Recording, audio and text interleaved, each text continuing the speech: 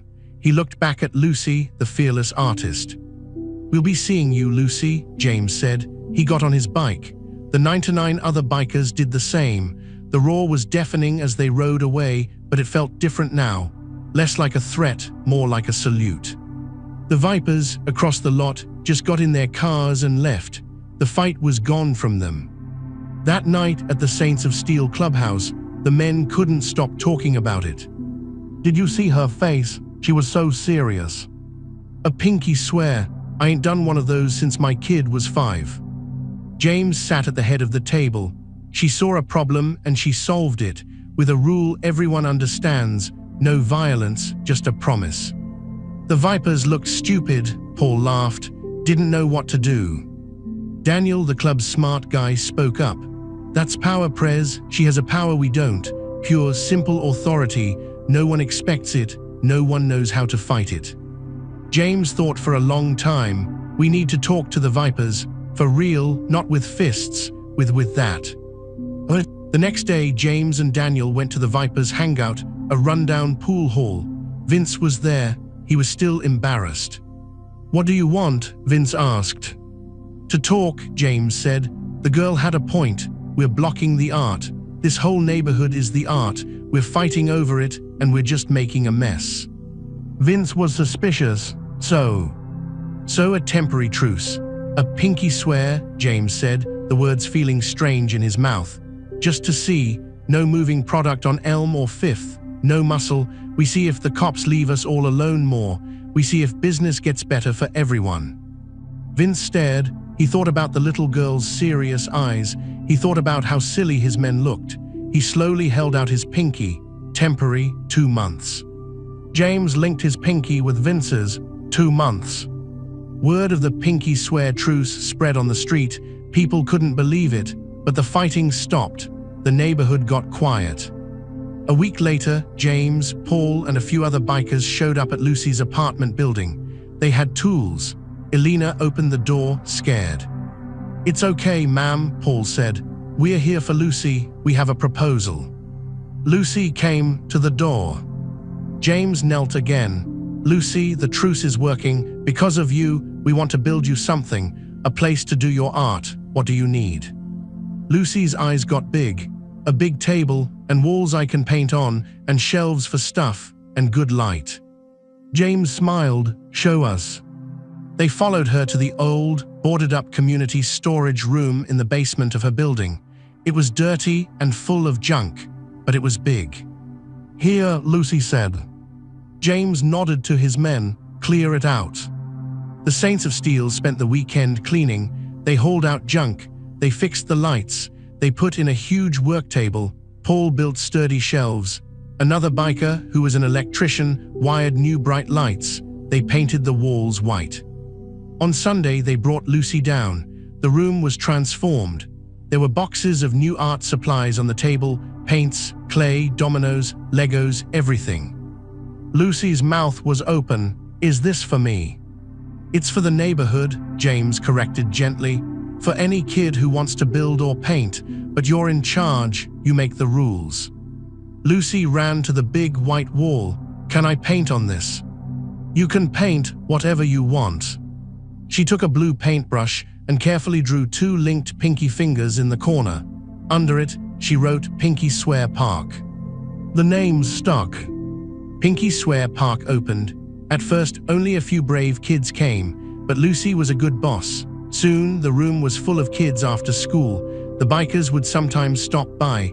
Paul showed kids how to build birdhouses. A biker named Mick, who did tattoos, taught them how to draw simple designs. Elena started helping too. She made snacks. She felt safe with these men now. She saw how they looked at Lucy with respect, not fear. One afternoon, Daniel the biker was there, fixing a wobbly shelf. Elena was making lemonade. Their hands touched, reaching for the same pitcher. A spark passed between them. Daniel was smart, quiet, different from the others. Elena was strong and kind. They shared a long look. "Sorry," Daniel said, his voice soft. "It's okay," Elena said, smiling. A connection began. It was slow and careful. Daniel would walk Elena and Lucy home. He'd listen to Elena talk about her dreams of going back to school. He started showing up with textbooks for her. Their chemistry was a quiet, growing thing, full of hope. Meanwhile, the 2-month truce between the Saints and the Vipers was almost up. The meeting was set. Everyone expected it to end and the fighting to start again. The leaders met in the empty lot, James, Vince, and their top men. "The truce is over," Vince said. "Business is good, but this block, we still want a peace." James was ready to say no, but then he saw a small figure walking down the sidewalk, carrying a big box of chalk. It was Lucy. She was going to draw a mural on the Pinky Swear Park sidewalk. She saw the men. She walked right over just like before. She put her box down. "Is the promise over?" she asked James, her face serious. "It might be, kid," Vince said, but his voice wasn't as mean as before. Lucy looked upset. "But it's working. The park is working. My friend Marco, his dad is a Viper. He comes to the park. We built a robot together last week." She looked at Vince. "If you start fighting again, Marco can't come. He said his mom won't let him." Vince froze. Marco was his nephew. He didn't know the kid was going to the biker's art room. Lucy did the unthinkable again. She stepped forward and held out both her hands, pinkies out. "Do it again, for longer, swear." James looked at Vince. Vince looked at the ground. He thought of his nephew, who had been getting in trouble before, now excited about building robots. He slowly put out his pinky. James put out his. Lucy linked them with her own 2 pinkies, forming a chain. "Swear, for the park, for the art." The men, linked by a little girl's hands, looked at each other. The anger was gone. It just looked stupid now. "I swear," James said. Vince took a deep breath. "Yeah, okay, I swear, for the park." The truce became permanent that day, not because of fear, but because of a chalk robot and a little girl who believed a promise was forever. The Saints of Steel didn't give up their empire. They just built a new part of it, Pinky Swear Park. It became a sanctuary. Daniel and Elena's love grew, a gentle romance in the middle of a tough world. And Lucy, the girl who stopped a war with a pinky, kept building, her art now protected by 99 silent, watchful uncles who knew that sometimes the strongest power sounds like a child's voice saying, "You're blocking my art." Pinky Swear Park thrived. It became the safest, most colorful block in the neighborhood. The white walls were now covered in bright murals of dragons, spaceships, and linked pinky fingers. The big table was always surrounded by kids building things out of clay, wood, and recycled junk. The Vipers kids and the Saints kids all played together. Fights between the gangs vanished. The police noticed the quiet and left everyone alone. Elena started taking online business classes using the park's office computer. Daniel helped her with her homework. Their quiet chemistry grew into something strong. He'd stay for dinner after helping at the park. He taught Lucy how to change a bike tire, his large hands guiding her small ones. He looked at Alina with a love that was steady and sure. One night after walking them home, he kissed her on her apartment doorstep. It was soft and full of promise. "I'm in this," he whispered. "With you, with Lucy, however you'll have me." Alina, who hadn't trusted a man in years, felt her heart open. "I'm in it too." But peace is fragile. A new threat arrived in a suit, not leather. A property developer named Mr. Carver saw the revitalized neighborhood and saw dollar signs. He wanted to buy the whole block, tear down the old buildings, including Lucy's apartment and the park's basement, and build expensive condos. He started by offering money to the building owner, a greedy man named Mr. Higgins. Higgins agreed to sell. Eviction notices were sent to all the tenants, including Alina. A notice was also nailed to the door of Pinky Swear Park, premises to be vacated in 60 days. Lucy was devastated. "They can't close the park, we swore." Alina tried to explain about money and contracts, but Lucy didn't understand. The neighborhood was angry. The Saints and the Vipers were united in their fury. This was their home. James called a meeting at the clubhouse with Vince. It was the first time the Viper leader had been inside. "This Carver thinks he can roll over us," James said, his voice cold. "He doesn't know who he's dealing with." "We can scare him off," Vince suggested, cracking his knuckles. Daniel the Thinker shook his head. "No, that's what he wants. He'll call the cops, get injunctions, paint us as criminals trying to stop progress. We need to be smarter. We need to fight him on his own turf." "How?" Alina asked. She had been invited to the meeting, a sign of her new status. "The city," Daniel said. "We get the block declared a historical community asset, or we buy the building ourselves." "With what money?" Paul grumbled. James looked around the room. "We have money, but not that much. We need a plan." Lucy, who had been drawing in the corner, looked up. "Can't we just talk to him, make him promise?" The men looked at her. The idea was so simple it was ridiculous, but it had worked before. "We can't pinky swear a billionaire, kiddo," Vince said, but he smiled. "We can show him," Lucy said. "Show him the park." An idea formed in Daniel's mind. "She's right. We don't threaten, we invite. We show Carver what he's destroying. We make it public. We use the one thing we have that he doesn't, community." They decided to throw a park preservation party. They invited everyone, the news, the city council, even Mr. Carver. The Saints and Vipers worked together, hanging lights, setting up tables. Kids made signs that said "Save our art" and "Pinky Swear forever." The day of the party, the street was packed. News cameras rolled. Mr. Carver arrived, looking annoyed and out of place in his expensive suit. Lucy walked right up to him. She held out her hand. "Hi, I'm Lucy. I'm the park manager. Do you want a tour?" Trapped by cameras, Carver had to smile and nod. She led him to the basement. She showed him the murals, the shelves of projects, the Pinky Swear wall. She introduced him to Marco, Vince's nephew, who showed him the robot he built. She showed him Mrs. Henderson's pottery class for seniors. "This is where my friend's dad learned to stop fighting," Lucy said plainly, pointing to the Pinky mural. "A promise is stronger than fighting." Carver was a businessman, not a monster. He felt uncomfortable. He saw real joy here, but he also saw millions of dollars.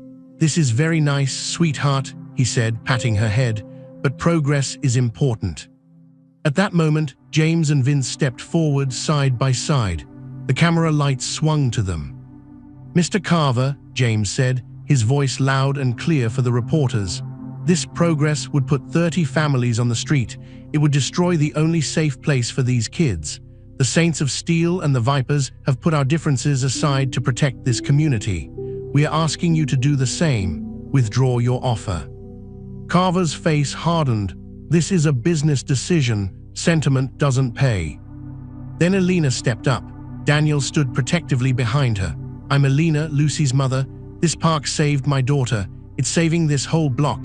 We're not just sentiment, we're a coalition. We will fight you with lawyers, with City Hall, with protests. It will cost you more than this property is worth. Or you can be the hero who saved a community garden." The crowd cheered, the news ate it up, Carver was cornered. Just then, a man pushed through the crowd. He was thin, with tired eyes and a ragged backpack. He stared at Elena and Lucy. "Elena," he said. Elena turned, her face went white. "Rob." It was Lucy's father, Elena's ex-husband. He had left years ago, struggling with addiction, and dropped out of their lives.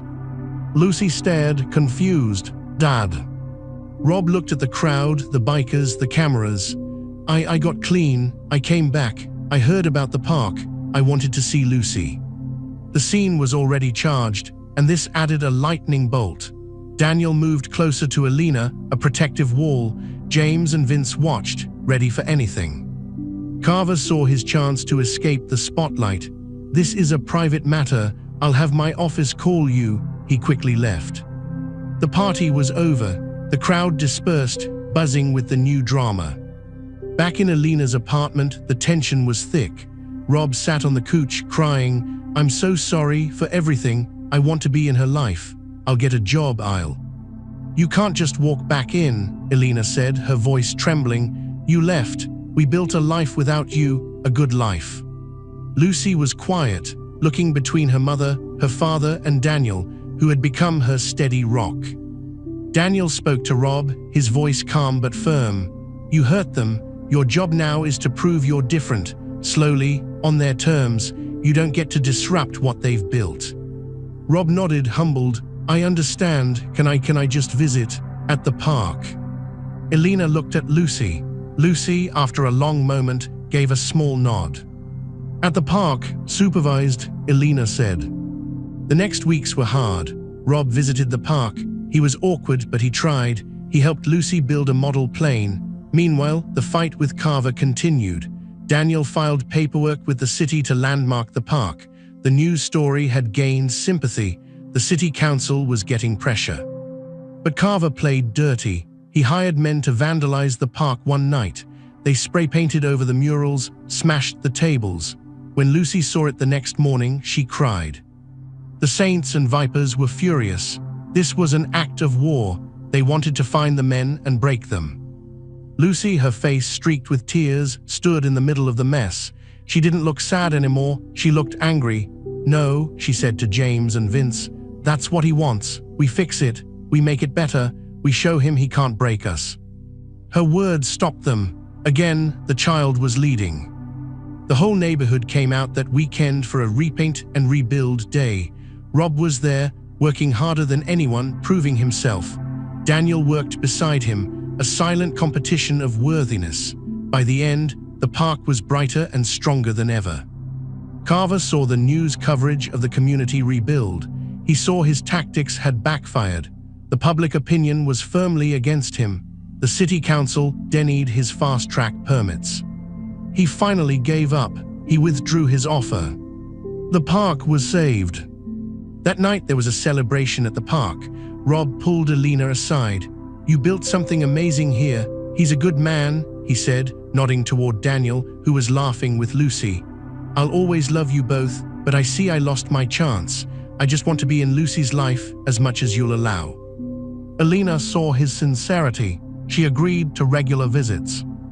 As the party wound down, Daniel stood with Elena under the string lights. He took her hand. "It's been a long road." "It's our road," she said. She looked at Lucy, showing Rob her newest domino track design. "All of us." Daniel took a small box from his pocket. He didn't get down on one knee, he just held it open. It was a simple silver band. "I don't have a pinky to offer, but I have this, and my whole heart. Marry me, Elena. Let me be your family officially." Elena, with tears of happiness, said yes. Lucy cheered louder than anyone. The Saints of Steel and the Vipers didn't become best friends, but they respected the border drawn by a child's promise. The empire of the Saints didn't fall, it just built a beautiful, unbreakable park at its heart. And Lucy, the girl who commanded grown men with a pinky swear, kept building her art, surrounded by a family larger and more loyal than she ever could have imagined. Life after the victory had a new, sweet rhythm. The eviction notices were torn up. The building owner, Mr. Higgins, seeing the community's power and the bad press for trying to evict them, offered Alina a job as the building manager. She accepted. It meant a steady income and a secure home. Lucy's father, Rob, kept his word. He got a job as a mechanic at a garage across town. Every Saturday, he would pick Lucy up and they'd spend the day together. It was awkward at first, but it got easier. He never missed a visit. He respected the boundaries Alina set. Daniel never tried to replace him, but he was the constant, steady presence in their daily life. Lucy had, in a strange way, gained two fathers. The wedding of Alina and Daniel was a neighborhood event. It was held in Pinky Square Park. The arch was made of old motorcycle parts and fresh flowers. James walked Alina down the makeshift aisle. Lucy was the flower girl and the best man, carrying the rings on a small pillow shaped like a domino. Vince and a few of the Vipers were even invited. They stood at the back, looking uncomfortable but respectful. When the officiant pronounced Daniel and Alina husband and wife, the roar was not from bikes, but from the cheers of the entire block. Daniel moved into their apartment. It was crowded, but it was full of love. He turned a corner of the living room into a small office for Alina to study. He helped her graduate from her business course. With her new skills, she started managing the books for the Saints' legitimate businesses too, working alongside Daniel. They were a team. Pinky Square Park became more than an art room. It became a real community center. They got donations from local businesses. They started a free tutoring program. They had movie nights. The Saints and Vipers took turns providing security, which just meant sitting outside, drinking coffee, and making sure the kids were safe. Lucy, now 11, was still the heart of it. She had a team of junior managers, kids who helped run the programs. She taught the younger ones how to build domino tracks. Her own art got bigger. She started painting murals on the outside walls of the building with permission. The whole side of the building became a giant canvas of interconnected hands and colorful designs. One afternoon, James and Vince were having coffee at a table outside the park, discussing a neutral business matter, a shared interest in a local car wash. It was a strange sight, but normal now. Lucy came out, her hands covered in blue paint. "Uncle James, Uncle Vince," she said, "I need your help. The shelf for the clay is too high for the little kids. Can you lower it?" James and Vince looked at each other. Without a word, they got up, found tools in the park's supply closet, and went to work. As they unscrewed the shelf, Vince chuckled. "Never thought I'd be taking orders from a kid." "Best boss I ever had," James grunted, a smile on his face. They lowered the shelf. Lucy inspected their work. "Perfect, thank you." She gave them both a hug before running back inside. Vince watched her go. "My nephew. He's reading at grade level now because of the tutoring here." James nodded. "We all won without throwing a single punch." That was the new truth. The peace held because it was profitable. The neighborhood was calm, businesses did better, police left them alone, and everyone made more money. The Pinky Square became a business model. But the past has a way of circling back. A figure from James's past arrived in town. His name was Decker. He was an old-school biker, former member of a club that was an enemy of the Saints years ago. He was pure trouble, a chaos agent who profited from war, not peace.